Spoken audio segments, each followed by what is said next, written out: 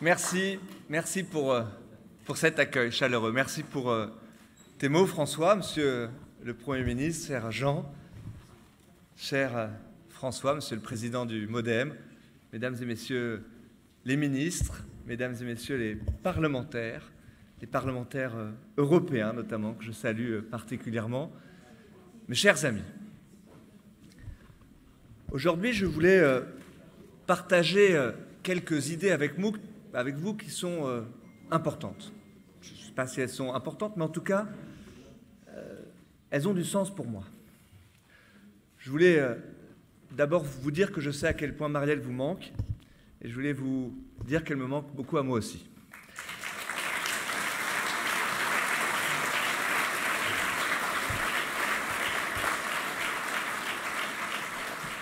J'aurais aimé démarrer avec quelques plaisanteries bretonnes. On m'a dit que Richard Ferrand s'était livré à l'exercice hier. Mais l'humour breton n'est pas très facile à pratiquer pour les non-résidents. Et d'ailleurs, il n'est pas très facile à définir. Si je m'y essayais, je dirais que ce sont des traits d'esprit que seuls Richard Ferrand et les sociodémocrates peuvent comprendre.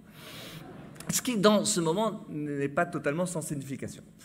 Vous avez compris que mon discours est déjà très politique. Je suis heureux d'être à nouveau à Guidel devant vous aujourd'hui. Merci de m'y avoir invité, François.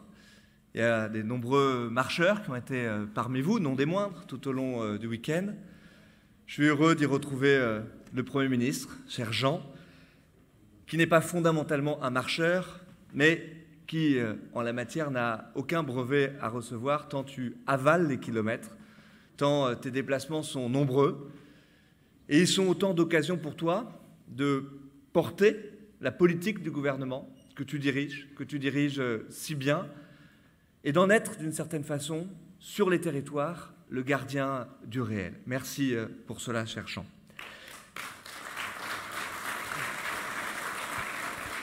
Je disais que je suis heureux d'être à nouveau à Guidel, parce que Guidel, c'est un point fixe. C'est un point de repère, d'une certaine façon, dans la vie politique du pays. Et la vie politique du pays a besoin de points de repère. Guidel, c'est un endroit où on vient et où l'on revient.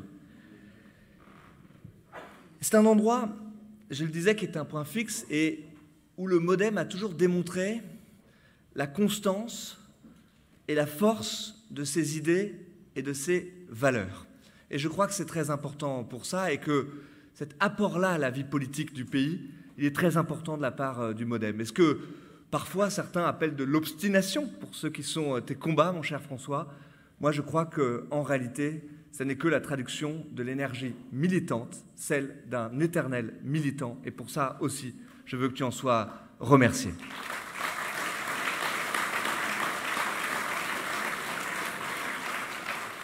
Et puis, Guidel, c'est un lieu qui donne envie de réfléchir.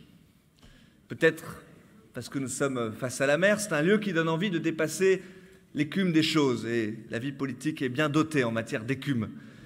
Mais c'est un lieu qui donne envie de penser à l'avenir du pays et le faire en ayant le sens du temps long. Et non pas, mon cher François, je me rappelle de cette formidable phrase de Václav Havel que tu m'as citée un jour, celle de ne pas avoir l'impatience de ceux qui, pour faire pousser les arbres plus vite, leur tirent sur les feuilles. Et je crois que cette phrase-là, elle dit bien ce que doit être le sens du temps long dans la vie politique du pays. Et je vais vous dire, dans cette rentrée, dans ce mois de septembre, nous avons, nous, majorité présidentielle, le privilège de pouvoir penser non seulement au présent de notre pays et devant le Premier ministre, évidemment, Dieu sait qu'il y a beaucoup de choses à faire dans les prochaines semaines, mais aussi de pouvoir penser à l'avenir du pays. Parce que dans cette rentrée politique, nous sommes au fond les seuls à avoir les idées claires, une ligne politique, un leader incontesté et la volonté de nous rassembler. Et je crois que ça, c'est suffisamment important et que ça dénote avec ce que montrent nos oppositions dans cette rentrée politique. De la droite, qui s'en remet à un congrès rikiki pour choisir son candidat, de la gauche, qui n'en finit pas de radicaliser son propre émiettement, et même de l'extrême droite, c'est un fait nouveau qui est maintenant divisé dans le pays. En réalité, dans cette rentrée, nous sommes les seuls à montrer notre envie de nous rassembler et de nous projeter pour l'avenir du pays.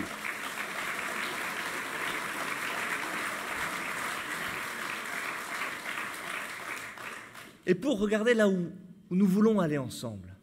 Parce que nous avons cet horizon partagé, je crois qu'il ne faut pas oublier de regarder, si l'on veut suivre le conseil de Václav Havel, de là d'où on vient. Et nos racines communes, c'est ce que nous avons fait derrière Emmanuel Macron, ensemble, en 2017. Et au fond, quelle en était la force? D'abord, d'être parti des idées.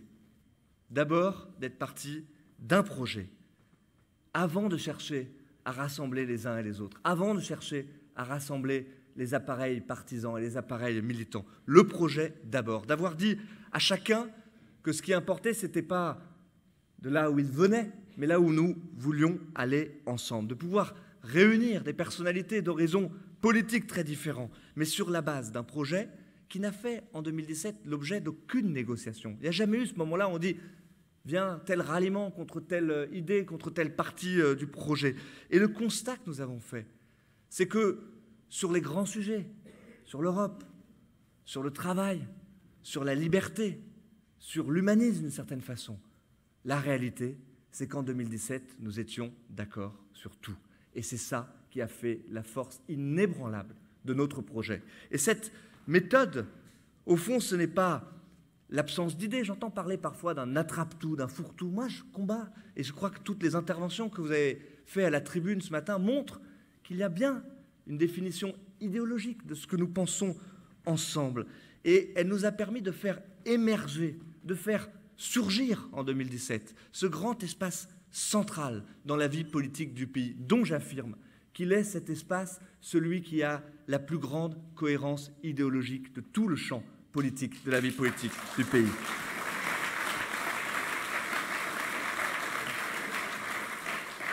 Et cette force-là, elle nous a permis de construire une majorité qui a été rejointe par la suite par nos amis, ceux d'Agir, par des sociodémocrates qui ont rejoint pour certains territoires de progrès, et puis par deux premiers ministres, Édouard Philippe, puis Jean Castex, qui nous ont rejoints par adhésion, je le crois, au projet, mais aussi à la méthode, et qui tous les deux ont démontré la valeur d'homme d'État qui était la leur.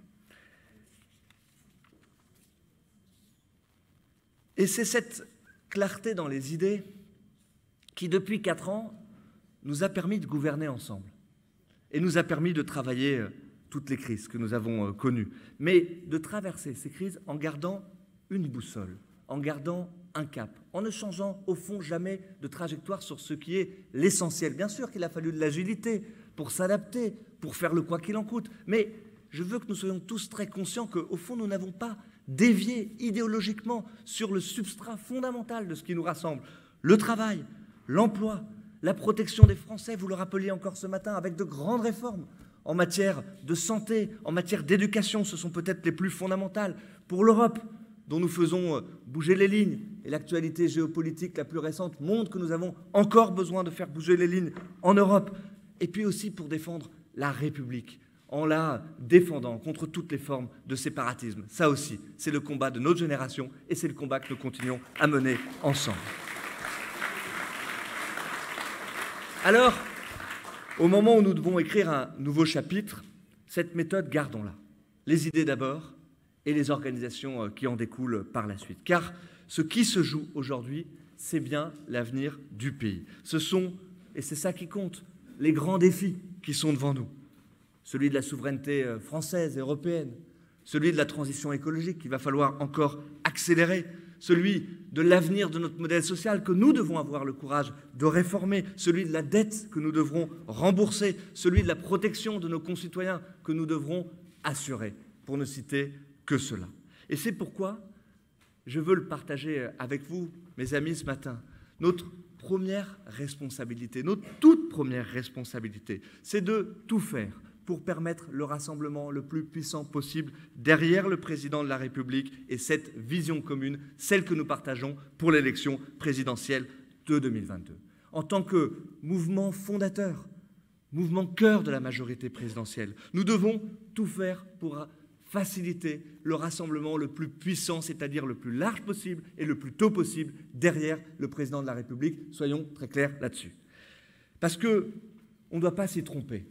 Cette nouvelle page dont je parle, ça sera certainement la plus difficile à écrire. Je vois beaucoup de commentaires, mais je veux que nous nous gardions ensemble de cette facilité qui consisterait à penser déjà à l'après 2022, à tirer des plans sur la comète, alors que ce combat-là, il sera extraordinairement difficile. Que tous ceux qui pensent que les sondages aujourd'hui démontreraient telle ou telle solidité de tel ou tel socle, je crois que ça serait une folie de le penser et que nous avons d'abord un combat à mener. Ne nous trompons pas de sens dans les élections. Je crois qu'il faut les prendre dans le bon ordre. Alors pour cela, rassemblons. Rassemblons et bâtissons-la. Cette maison commune dont on parle depuis si longtemps. Vous le savez, je crois que vous le savez. Vous avez devant vous un artisan sincère, loyal, besogneux du rassemblement et de la construction de notre maison commune. Depuis 3 ans, j'ai plaidé, plus tard pour les applaudissements, quand on aura réussi. J'ai plaidé à Bordeaux, à Amiens, ici devant vous à Guidel, je le ferai encore à Avignon, pour que nous bâtissions cette maison. Depuis 3 ans, dans les actes aussi, nous avons travaillé ensemble et je veux que tous les visages avec qui j'ai l'habitude de travailler aujourd'hui, Jean-Noël, Sarah, Jacqueline, Patrick, les ministres, Geneviève, Nathalie, je suis sûr que j'en oublie, les députés européens, et je ne veux oublier personne parce qu'on a bien travaillé ensemble. On l'a fait dans les actes, malgré les difficultés, bien sûr qu'il y a eu des difficultés. Vous me l'avez rappelé ici ou là, ici quand on ne s'est pas entendu au municipal dans telle ville, là où on n'a pas eu le succès escompté dans les élections locales. Bien sûr qu'il y a eu des difficultés. Mais cette énergie-là et cette volonté de bâtir ensemble, je crois que nous en avons fait la démonstration commune dans les actes. Et parce que j'y crois, je veux partager avec vous ce que je perçois comme des exigences qui sont autant de conditions et de garanties de réussite de notre maison commune. J'en citerai 4 ce matin. La première, je l'ai déjà partagée. Les idées d'abord, la communauté de pensée et les questions d'organisation qui en découlent. Nous sommes assaillis de questions pour savoir si la forme de cette maison commune, ça doit être une coopérative, une confédération, une fédération, un parti unique, etc. Rassurez-vous et dites à chacun de se rassurer. Nous allons travailler dans les prochaines semaines à construire la forme. Mais aucune affaire de boutique, d'une certaine façon, ne doit jamais prendre le dessus sur les affaires du pays et sur le fond, ce que nous devons construire ensemble. C'est un principe simple. La deuxième exigence, c'est de considérer qu'à partir du cœur historique de notre majorité, du MoDem et de La République En Marche, nous devons poursuivre le travail d'élargissement de la majorité. Soyons très clairs, élargir, ça ne veut pas dire morceler. L'élargissement, ce n'est pas la balkanisation de notre majorité présidentielle. Mais nous devons faire une place à tous ceux qui partagent notre vision de la société et qui ne se reconnaissent plus dans un paysage politique où l'on avait bien compris qu'il y avait deux gauches irréconciliables et nous avons maintenant devant les yeux le fait que deux droites sont elles aussi irréconciliables. Alors accueillons-le, faisons une place pour tous ceux qui pensent comme nous. La troisième condition, et elle est très importante à mes yeux, c'est de rester fidèle à ce qui fait à la fois l'originalité mais la force de notre projet commun, c'est-à-dire le dépassement des clivages entre la droite et la gauche. Je trouve, quand je lis les articles, quand je regarde la vie politique et les débats politiques tels qu'ils se construisent, que beaucoup de forces nous ramènent de façon gravitaire au clivage droite-gauche, rêveraient au fond de le réinstaller. Mais moi je n'ai pas fait En Marche pour me réinscrire à nouveau dans un clivage entre la droite et la gauche. Je pense que ce clivage-là n'est pas plus opérant aujourd'hui en 2021 ou à l'approche de 2022 qu'il ne l'était en 2017. Alors gardons cela et ne demandons à personne dans notre majorité de devoir choisir entre l'aile droite ou l'aile gauche. Je serais bien incapable de le faire. La force de notre projet, c'est celui du dépassement du clivage entre la droite et la gauche.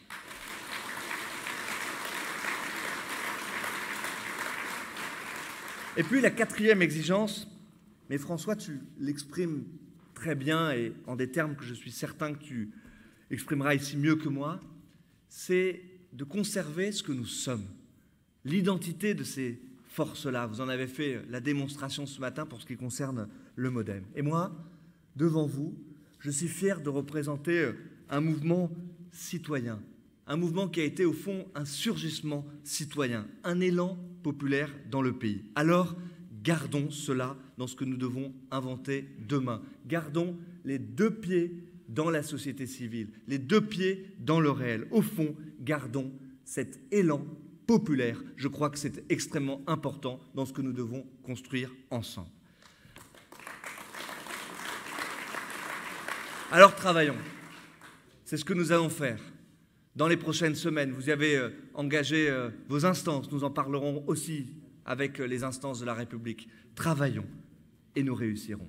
Travaillons, mais sans oublier d'agir. Et je vous propose, dès les prochains jours, dès les prochaines semaines, d'aller ensemble sur le terrain pour porter haut et fort le bilan de notre majorité, ce bilan que nous avons construit ensemble, d'aller dire aux Français que ce quinquennat, ça a été un quinquennat de plus, 5 années de plus pour nos concitoyens. Eh bien, nous avons un exercice pratique à mener ensemble. Faisons-le sur les terrains, sur tous les chemins de France pour aller convaincre nos concitoyens. Et bien sûr, agir dans l'intérêt du pays, agir au sein du gouvernement, agir à l'Assemblée nationale. Il nous reste tant à faire jusqu'au dernier quart d'heure de ce quinquennat. Mais de cela, je suis certain, Monsieur le ministre, le Premier ministre, que tu en parleras mieux que moi et je serai heureux de te céder la parole. Mais avant, je vous propose d'écouter François Bayrou, votre président. Je vous remercie.